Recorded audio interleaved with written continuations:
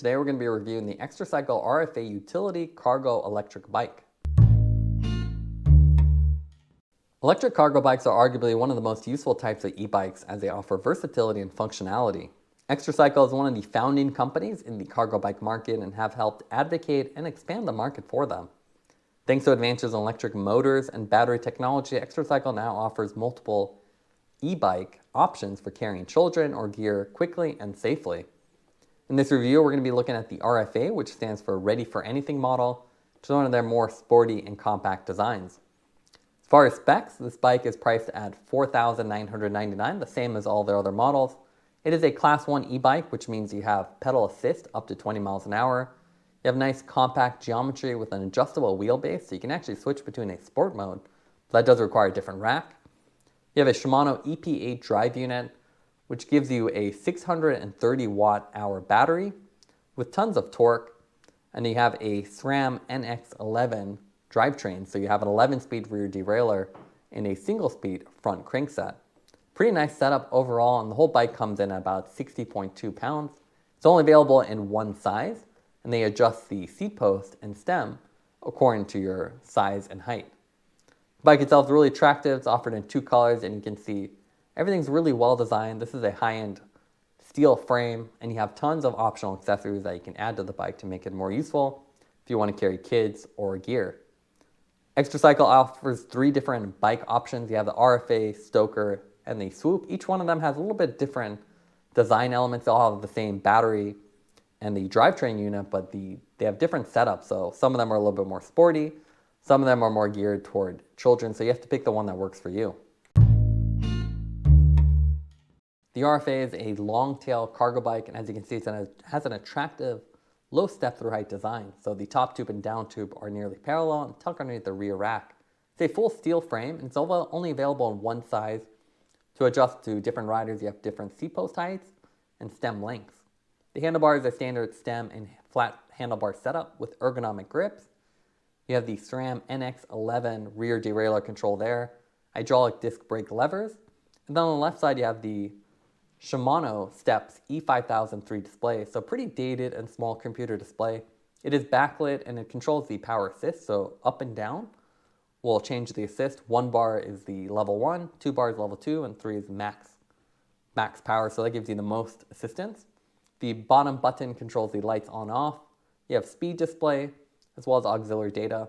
There is no power button on the display. Instead, you have to go to the battery and then do a long hold to turn it on and off, which is really weird. So you have to remember to turn it off from the battery itself. And the battery is mounted directly on the down tube, which is really easy to access, so you can pull this off if you needed to or recharge it. Also has a multi-LED display right on top with colors, which makes it really easy to double check the status. Again, nice steel frame, and you can see a lot of utility here. The bike is set up for 400 pounds, and this is the utility configuration. You can also do a shorter wheelbase sport option, but it requires a different rack and a little bit of adjustability, so you have to change the dropouts. So a little bit more work, but a nice option so you can reconfigure the bike as needed. You have the Xtracycle Comfort Saddle, which is nice and wide and plush, and you can see fairly tall seat post here with our setup, but you can easily adjust that with an Allen wrench. Great thing about these bikes is you can really accessorize them. So we have the Porter rack with the Porter bag. So the rack attaches directly to the head tube, so nice and strong.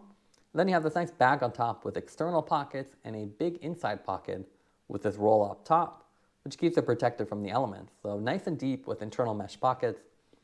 So great for groceries or gear, and you can see you can fold up the top and then really button everything down so nothing will go off. And it's also expandable, so you can easily put taller items here as well. You have to be careful not to put anything too tall, as this does stay with the frame, so if you're rotating, the handlebars may hit it, so it has to be below that height. Nice handlebar setup with that rise too, gives you a nice upright position with all the controls within easy reach. You can see this is a utility rack setup, and again, you can add a lot of accessories onto here. We have the RFA Cargo Bay rear pannier, 40-liter capacity, so really big.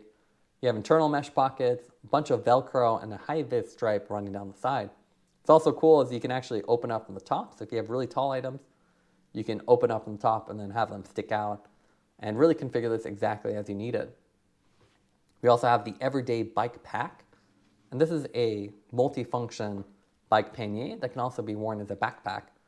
Fully waterproof design with this roll-up top with internal and external pockets. So this is great if you're a commuter and you want to go to the office. You can put your backpack, you can put your food or laptop in here and then take it off and wear it into the office. So pretty nice, and it has a premium attachment system, so it actually just slides right onto the rack and clips into place. So very secure on the bike, and then when you want to wear it as a backpack, you just pull it off. You have a Shimano EP8 drive unit with a torque sensor, and you can see that right on the downtube, and that actually matches your effort, which is really nice. You have 24-inch Alex wheels with the full metal fenders, so you're protected from the elements, and you can see that stabilizer spring between the downtube and fork, which makes the handling a little bit more stable and reliable. On the rear, you have really basic lights. You have a little fender with 2 LEDs. Again, this is where I think the tech on the bike is a little bit lower end. It doesn't have any brake functionality, so when you're doing the brake levers, nothing happens. You can just toggle it on or off. The other cool thing about this bike is the dual leg kickstand. So with this, you can easily park the bike anywhere, and given that it's 60 pounds, the dual leg design is nice and strong and very easy to use, so you just fold it down and then roll the bike onto it or off. So a really nice setup and comes standard with the bike. Now let's take a look at the RFA on the road. The first feature I want to show you is the walking mode. So if you press down until you see the little foot indicator and then hold the down button, you can see it'll walk about 2 to 3 miles an hour. So it's really great if you have the bike loaded up with a bunch of gear and just need to park it. You can use that little walking mode to make it a lot easier. Otherwise, the bike is really fun to ride, and whether you have kids on the back or just boxes or nothing on there, this is one of the most fun and agile variations of the Xtracycle bikes. That low step-through height makes it easy to get on and off, and the power is very smooth as it has a torque sensor. So the harder you pedal, the more power it gives you, and then as you back off, it automatically smoothens out. You can go all the way up to 20 miles an hour in the full power assist mode 3. You can easily zoom up hills without an issue. This isn't really an off-road bike, there's no suspension here, but the combination of the steel frame and then 24-inch wheels really work well, so you can easily go on hard-packed gravel roads or take little detours and not worry about it. It's a very robust bike as well with the steering stabilizer and again that full steel frame. You don't really have to worry about jumping off curbs or damaging the bike. We really like the porter rack and the rear rack too, so if you're doing mail, groceries, you have tons of space to pack everything very conveniently and keep them secure. You can also bungee things down on the rear rack, so if you have larger, oddly shaped items, it's not a problem with this bike, so it's a great substitute for a car. This bike is most at home though on the trails and road, so very easy to ride, and we found even pedal assist mode 1 was enough for flat terrain.